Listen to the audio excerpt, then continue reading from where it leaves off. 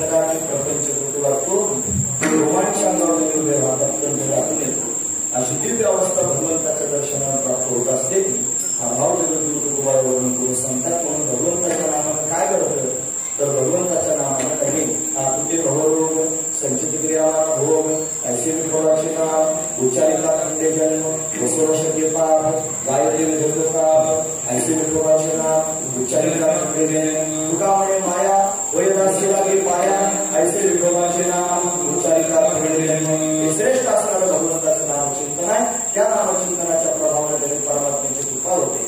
मग सगळा संसार गोड वाटायला लागतो आणि परमात्माच गोड वाटायला लागतो. कंठ दाखवून येतो डोळे भरून येतं आणि भगवंताचं प्रेम प्राप्त होतं. अशी अवस्था भक्ताला प्राप्त होतं जे भगवंताचं नामचिंतन आहे. अशी दिव्य स्थिती आपल्या सर्वांना सुद्धा प्राप्त होऊ शकते. माझ्याकडे बोलण्यासाठी बरंच आहे. खरंच आम्ही आणखी लवकर निघायला पाहिजे होतं आणि 7 वाजता विना घरातून निघतानाच विचार करून त्याला माझ्यावर भगवंताची कृपा व्हावी म्हणूनच कीर्तनाला चालतो. भगवंताचं दर्शन व्हावं म्हणूनच कीर्तनाला चालतो. जर 8 तास कराल तर परमात्मा आपल्याला कुठेही सोडवण्याकरिता येईल. एक दृष्टांत सांगून थांबतो. सुरदास बाबा होते, दोन्ही डोळ्याला अंध होते. त्याला दोन्ही डोळ्याला दिसत नव्हतं. मग काय झालं, भजन करता करता जंगलात गेले. साधू संतांनी का जंगलात साधू संत जातात ते लोकांना माहित नाही. लोक म्हणतात ते जंगलात जातात भजन करतात. तुकोबाला घंटाळा डोंगरा केले भजन केलं असं म्हणतात. पण का जात असतील याचा विचार मात्र करत नाही. या जनसंपर्कापासून दूर जातात आणि अखंड भगवंताच्या चिंतनात जातात. ते गेले जंगलामध्ये, दोन्ही डोळे अंध होते. एक उंच असणार कडा आला त्याच्यावर खाली पडणार. इतक्यात त्यांनी भजन म्हणता म्हणता चालत होते. देव प्रत्यक्ष प्रगटा. देवाला हात पकडला, हे बाबा कुठून आला असं पण भजन करतोय चालू रस्त्याने. रस्ता कुठे काय पडला असताना खाली आता हो म्हणून चुकलंच माझं. रस्ता कुठे आहे मग या बाजूला रस्ता. रस्ता दाखवण्याकरिता देव स्वतः निघाला. म्हणून तू कोण आहेस. तुम्हाला मी गोपाळ गाडी चालण्याकरिता आलो. तुम्हाला एवढ्या दिवसापासून या जंगलात मी फिरतो. चित पाकून सुद्धा लोक सापडत नाही आणि गाडी कुठून आले गोपाळ कसं काय आली. म्हणून कळा हा जगाचा मालक आहे म्हणून.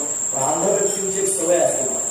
तुम्ही जर त्यांचा हात धरला त्यांना ओढत त्यांनी कुठे चालू ना तर ते बोलता बोलता गप्पाच्या नादात तुम्हाला त्यांनी असं फसवतात की त्यांनी ते हात सोडून घेतात आणि ते स्वतः तुमचा हात धरतात.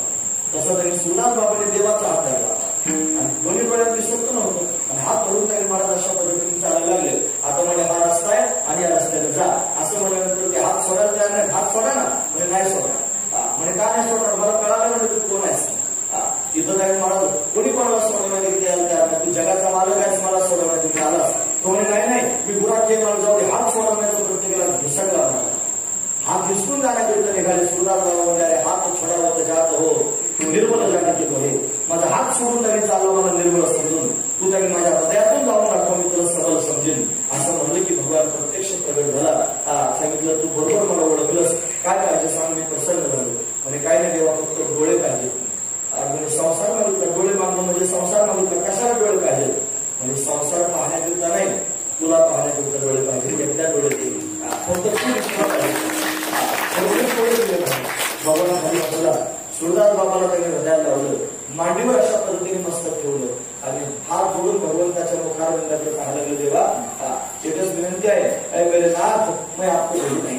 देवा मला तुझा विसर पडू नको. पडून देऊ नकोस. हे चिदान देगा देवा तुझा विसर नका. अशी त्यांनी विलक्षण असणारी गोष्ट अंतःकरणातून बाहेर पडली. डोळे भरून आले. हृदय भरून आलं. दिव्य असणारी स्थिती निर्माण झाली. परमात्मा प्राप्त झाल्यानंतर परमात्म्याची भेट झाल्यानंतर परमात्म्याने हृदयाला लावल्यानंतर परमात्म्याने मस्तकावर हात फिरवल्यानंतर परमात्म्याने आश्वासन दिल्यानंतर काय होतं तर कुठा म्हणजे तू वाटतो प्रपंच रोकडे रोमांच कंठदाटी अशी अवस्था होती. ती अवस्था संत मायबापांना झाली. कोणाकोणाला झाली माहिती आहे का तुम्हाला सांगू का. हे ज्ञानेश्वर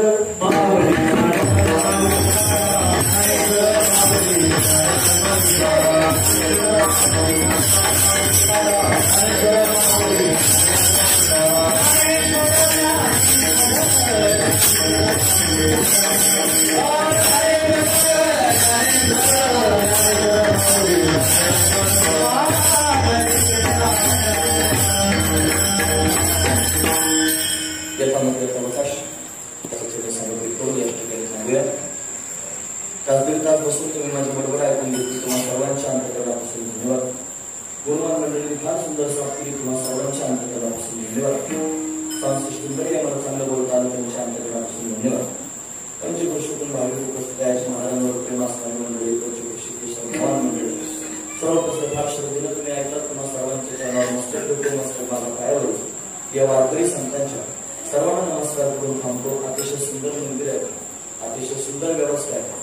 आम्ही त्यानंतर फार प्रसन्न वाटतो आणि त्यांनी असंच उत्तर त्यांनी आपलं कार्य वाढत राहावं. भगवंताची सेवा घडावी, आपल्या माध्यमातून विद्यार्थी घडावेत, यांना भगवत प्राप्तीचा एक भाव अंतर्गत निर्माण व्हावा, भगवंताची ओढ अंतर्गत निर्माण व्हावी, हीच अतिशय महत्वाचं आहे. म्हणून सर्वांना भगवंताच्या प्राप्तीची ओढ निर्माण हो अशी सदिच्छा अंतर्गत व्यक्त करतो. याच ठिकाणी थांबतो. चार झालीच आहे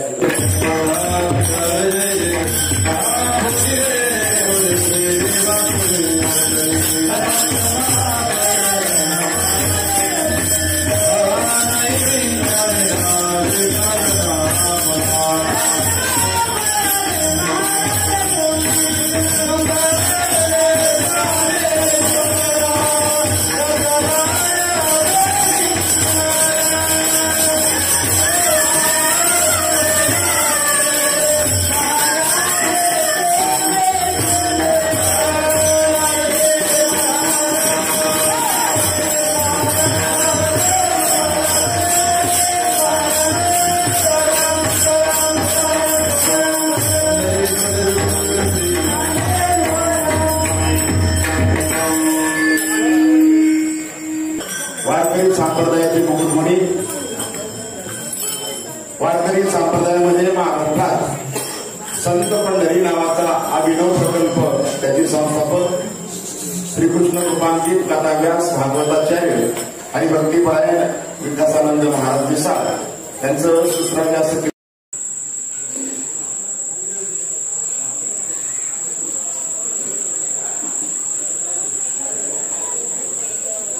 राधाकृष्ण मूर्ती आहे ना, एकदम सुंदर मूर्ती आहे म्हणायचं. सुंदर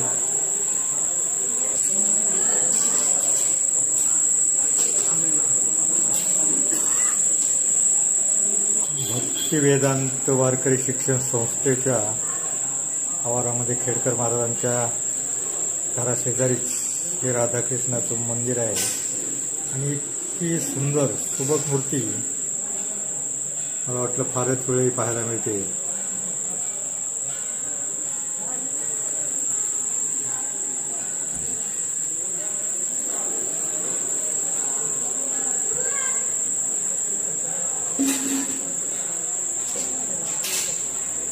पहिल्या दिवसाची कीर्तन सेवा होऊन काही वारकरी मुलं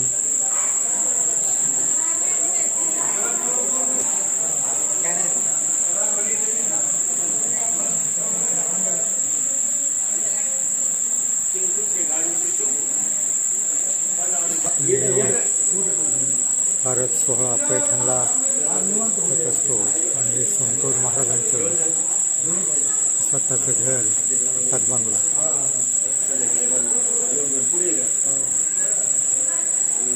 अशा प्रकारे देवाने या व्यक्तीला बुद्धी दिली आणि 50-60 मुलं त्या वारकरी शिक्षण संस्थेमध्ये नाशिक, बुलढाणा, बीड अनेक राज्यातली मुलं, गोरगरिबांची मुलं त्या ठिकाणी वारकरी शिक्षण घेत आहेत.